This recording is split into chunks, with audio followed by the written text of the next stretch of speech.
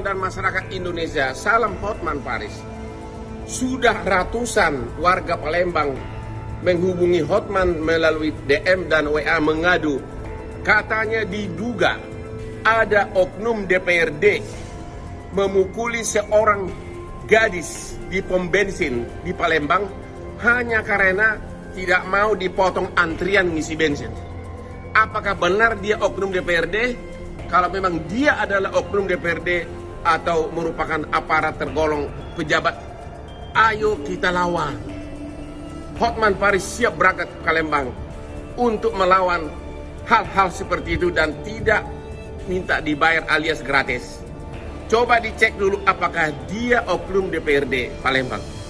Segera bersatu melawan hal-hal seperti itu. Salam Hotman Paris. Halo Bapak Kapolri,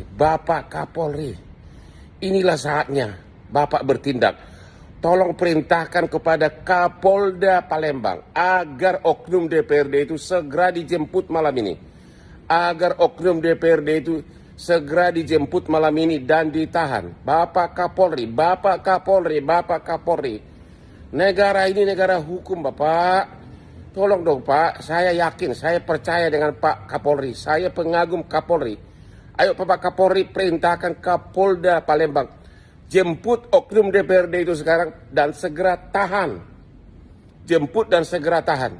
Ya, apapun alasannya, tidak pantas memukul begitu seorang wanita. Apapun alasannya, oke?